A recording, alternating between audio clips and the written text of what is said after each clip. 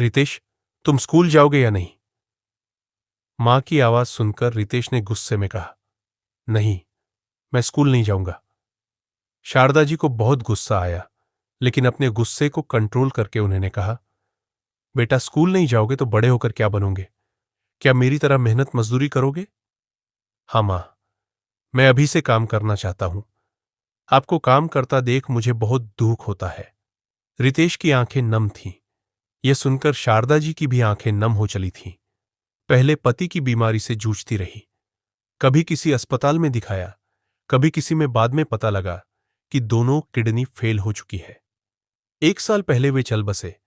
तब से घरों में काम करके किसी तरह अपने 8 साल के बेटे को पढ़ाना चाहती थी। शारदा जी ने रितेश को समझाते हुए कहा, बेटा मेरी चिंता छोड़ दे, मैं सब कर लूंगी, बस तू किसी तरह अपनी पढ़ाई पूरी कर ले, फिर हमारे पहले जैसे दिन आ जाएंगे। तुझे याद है तेरे पापा कितनी अच्छे से हमें रखते थे।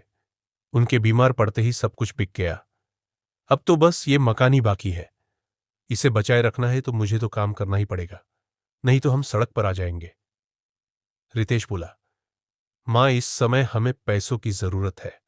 पापा की बीमारी में जो कर्ज लिया था वो कैसे चुकेगा? जब कर्जदार आकर तुम्हें गालियां सुनाते हैं तो मुझसे बर्दाश्त नहीं होता। शारदा जी बोली, बेटा सब धीरे धीरे चुक जाएगा। मैं तेरी जिंदगी बर्बाद नहीं कर सकती। तू मेरी बात मान, पढ़ना मत छोड़। रितेश उनकी बात को नजरअंदाज करते हुए बोला, मां आपको पता है कितनी फीस है मेरे स्कूल की? पापा ने इतने बड़े स्कूल में दाखिला करा दिया।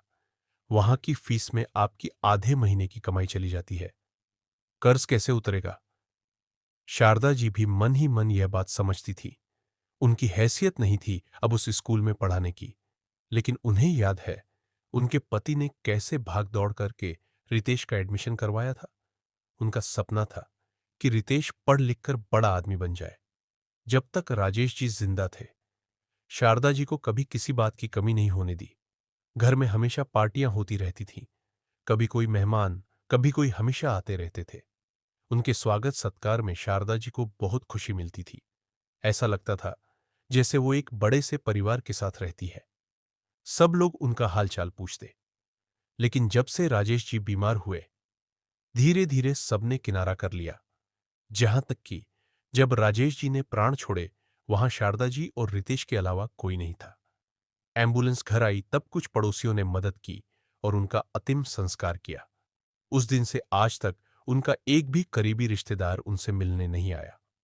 हाँ, एक दूर के रिश्तेदार ने कई बार मकान खरीदने की बात की, लेकिन शारदा जी ने उसे फटकार दिया। दोनों मां बेटे एक दूसरे को समझा रहे थे, तभी दरवाजे की घंटी बजी। शारदा जी ने गेट खोला तो सामने एक बुजुर्ग व्यक्ति खड़े थे। तुम ही राजेश की पत्नी हो? उन्होंने भारी सी आवाज में पूछा। शारदा जी को कुछ समझ नहीं आया तो उन्होंने कहा, जी मैं ही हूं, लेकिन आप कौन हैं और इन्हें कैसे जानते हैं? बेटी, क्या मैं अंदर आकर बैठ सकता हूं? बहुत दूर से आया हूं। क्या मुझे एक गिलास पानी मिल सकता है? एक ही सांस में सब कुछ बोलकर वे बुजुर्ग जवाब का इंतजार करने लगे। शारदा जी ने कहा, हाँ हाँ, आप अंदर आइए, बैठिए, मैं आपके लिए पानी लाती हूं। शारदा जी के जाने के बाद बुजुर्ग सामने पड़ी एक पुरानी सी कुर्सी पर बैठ गए। रितेश से बात करते हुए उन्होंने पूछा, बेटा कौन सी क्लास में पढ़ते हो? जी थर्ड में। इतना कहकर रितेश चुप हो गया। शारदा जी पानी लाई। पानी पीकर बुजुर्ग ने कहा, बेटी यहां बैठो, मेरा नाम शांतिलाल है। तुम्हारे पति मेरी ही कंपनी में काम करते थे। बहुत छोटी उम्र से उन्होंने मेरे यहां नौकरी कर ली थी। धीरे धीरे उन्होंने मेरा विश्वास जीत लिया। मेरी कंपनी की सारी जिम्मेदारी वे अकेले संभाल रहे थे। इसी बीच मेरी तबीयत खराब रहने लगी। फिर मेरे बेटे ने कंपनी संभाल ली। मैंने अपने बेटे से कहा था, बेटा राजेश जी को कभी कोई परेशानी नहीं आने देना। मैंने कंपनी आना छोड़ दिया। अपना इलाज कराने के लिए मैं विदेश चला गया। अभी 1 सप्ताह पहले ही वापस आया हूं तो पता चला राजेश जी नहीं रहे। मुझे बहुत अफसोस है। जिस आदमी ने मेरी बीमारी में भी मेरी कंपनी को डूबने नहीं दिया, उसके अंतिम समय में मैं उसका साथ न दे सका। मेरे बेटे ने केवल 1 महीने की सैलरी देकर आप लोगों को अपने हाल पर छोड़ दिया। काश मैं यहां होता तो उनका ढंग से इलाज करा पाता। ये कहते कहते वे रुक गए और कुछ देर के लिए खामोश हो गए। शारदा जी ने कहा, जी सेठ जी, वो आपके बारे में बहुत बात करते थे। माफ कीजिएगा, मैंने आपको पहचाना नहीं। वैसे भी होनी को कौन टाल सकता है। उनकी दोनों किडनी फेल हो गई थी, डॉक्टरों ने जवाब दे दिया था। शांतिलाल जी ने शारदा जी की ओर देखा और कहा, नहीं बेटी, मैं राजेश का गुनहगार हूं। मैं होता तो उनका अच्छे से इलाज करवाता। खैर, अब जो हो गया उसे तो नहीं बदला जा सकता। अब तुम चिंता मत करो। राजेश की सैलरी जब तक तुम्हारा बेटा 18 साल का नहीं हो जाता तुम्हें मिलती रहेगी।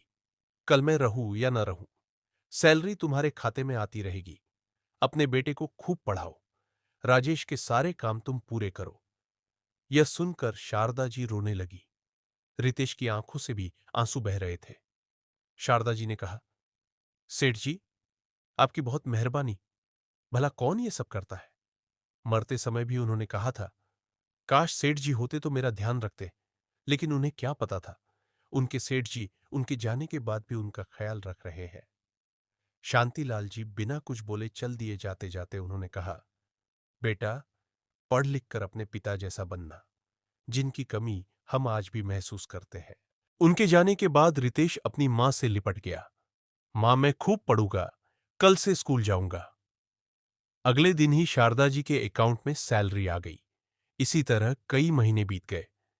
एक दिन शारदा जी के मन में आया कि एक बार शांतिलाल जी से मिलकर उनका शुक्रिया अदा कर दिया जाए। वो पता मालूम करते करते उनके बंगले के पास पहुंची। चौकीदार से पता किया तो पता लगा, वे जब विदेश से आए थे उसके 15 दिन बाद ही उनकी तबीयत बिगड़ गई और वे चल बसे। शारदा जी की आंखों से आंसू बह रहे थे। क्या वो केवल उनका भला करने ही आए थे या अपना कर्ज उतारने। यही सब सोचकर वे घर की ओर चल दी। इसके बाद भी हर महीने सैलरी आती रही। रितेश की पढ़ाई बहुत अच्छे से चल रही थी। जब भी शारदा जी सैलरी के पैसे बैंक से निकालती, उनकी आंखें नम हो जाती थीं।